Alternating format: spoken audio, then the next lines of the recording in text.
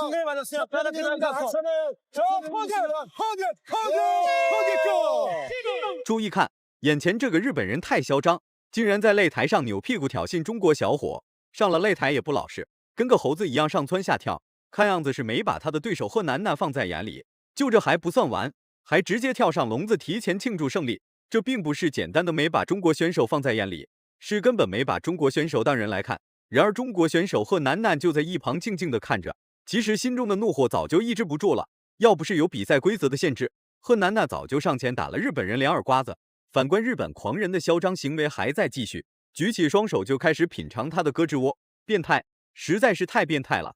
在对视环节也是一副吊儿郎当的模样。反观贺楠楠则是严阵以待，已经准备好在擂台上如何暴揍嚣张的日本狂人了。话就不多说了，比赛正式开始。贺楠楠被称为馒头战士，曾一顿饭吃了8个馒头。中国有句老话说得好，能吃就能干活。到了赛场上的日本选手还在挑衅，蹦来蹦去的表现让贺楠楠非常生气。 네. 뻗어봤지만 맞지 않았고요. 카드 계속 내리고 자, 있습니다. 스탠스 바꿨는데요. 다나카. 나겠습니다.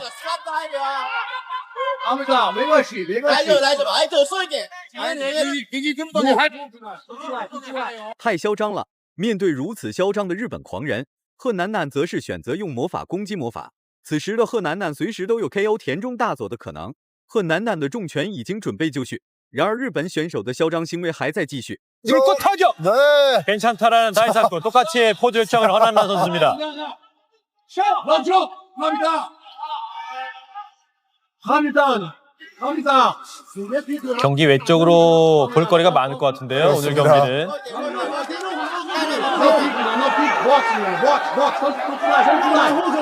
자, 레그킥. 네. 다나카 다이사쿠. 사우스포 자세로 서고 있는 다나카 다이사쿠. 저렇게 소면식 贺楠楠面对如此无理的日本选手，依然能表现出十分冷静的状态。看来日本选手距离挨揍越来越近了。此时的日本选手还没有意识到危险已经来临。面对晃来晃去的贺楠楠，日本选手根本不敢与贺楠楠展开正面对抗。 허난나는 이미 잔인한 맷집 그렇습니다. 홍영기 선수와의 경기에서 예. 과시한 바 있습니다. 자, 거리감이 좀 양 선수가 느껴집니다. 네. 그리고 들어가는 허난난. 다나카 선수가 하지만 打不过贺楠楠的日本选手选择逃跑，刹那间，比赛现场成了100米跑道。裁判见状暂停了比赛。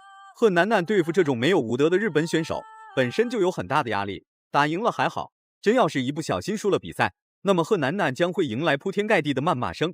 比赛刚开始，日本狂徒就被贺楠楠按在地上暴揍了一顿，连续的重拳打得日本人毫无招架之力。 자, 하체를 들이고 있었습니다만 눈 깜짝할 사이에 끝이 나버리는데요. 허난난 선수가 네. 확실하게 승리를 따냈습니다. 사쿠가 아직 누워있는데 이상이죠? 발이 감으면서 이제 리바 같은 거를 이제 노려볼 수 있었는데요. 不是挺能跑吗？不是挺狂吗？现在怎么回事？怎么倒地不起了呢？要不是裁判扑救及时，恐怕日本选手活不过比赛当天晚上。数名医生上台开始抢救日本选手。庆祝完之后的贺楠楠走向前去观看日本选手的伤势。不管怎么样，日本选手脸上每一处伤势都是 오늘 좀 위험한 造 장면이 成。 예. 경기 외쪽으로 오히려 있네요. 그렇습니다.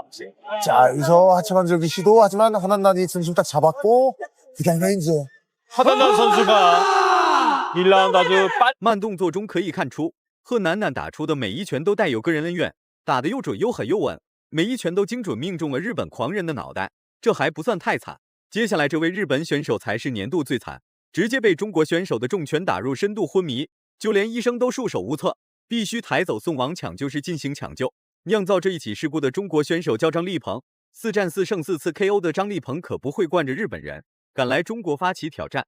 那么日本选手能登崇一定做好了随时被打死的准备。既然已经做好了准备，那就洗好脖子等待张立鹏的屠杀。善良的张立鹏为了不出人命，特意在赛场外边帮日本人准备了5辆救护车。 以备不时之需。扫地有打到，而且角度呢也是非常刁钻。能登虫因为有着非常强大的巴西柔术的水平，所以在地面上张立鹏要倍加的小心。看到能登虫马上要掏一个类似于木村坚固的把位，在张立鹏的重拳砸击之下，日本选手无奈被张立鹏带入到了地面缠斗。进入到地面缠斗的日本选手非常无奈。 根本做不了任何有效进攻或者是有效动作，唯一能做的就是控制张立鹏的手臂，尽量让张立鹏少做一点有效击打。关节的一个非常具有杀伤力的锁技。这个肩固几乎是已经完全拿到了把位。我们看缠斗的高手能登虫，想必不会马上的放弃。他把自己的手臂紧紧的贴在地上，不让张立鹏有足够的空间完成这个锁技。张立鹏现在是要转换身体的，拿到优势位的张立鹏正在不断转换位置，而且还时不时会用拳头击打能登虫。正在生死边缘徘徊的日本选手还不忘实施违规动作，遭到裁判警告的日本选手明显老实了很多。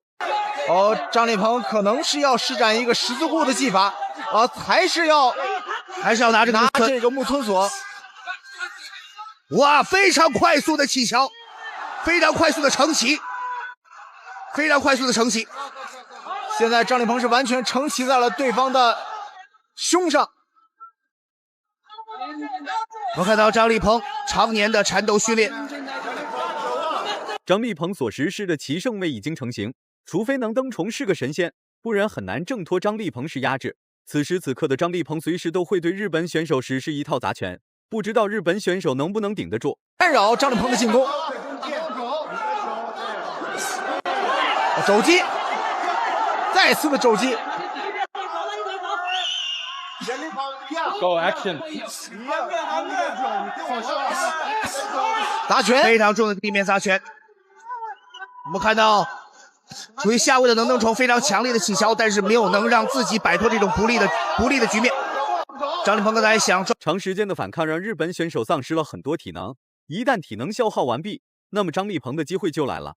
比赛时间还剩下2分钟，日本选手依然还有反抗的能力，就是自己优势的体位，然后再一点点蚕食对手，不急于终结比赛。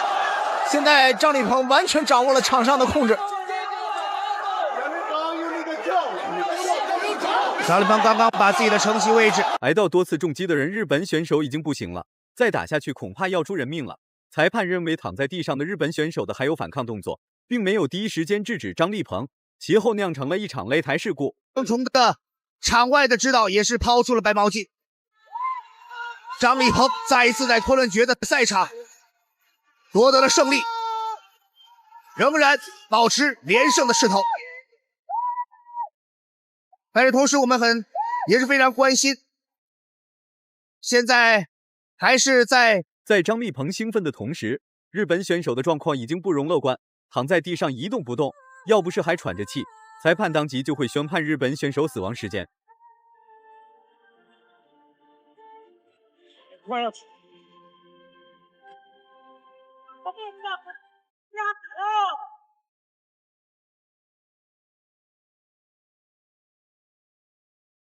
慢动作可以看出，张立鹏打出的每一拳都特别沉重。幸亏这家伙是抗击打能力强悍的日本选手，真要是换成韩国人，恐怕脑袋都要被张立鹏打成浆糊。如果满分是100分的话，你会给这2位暴打日本狂人的中国勇士打几分？视频到这就结束了，咱们下期不见不散。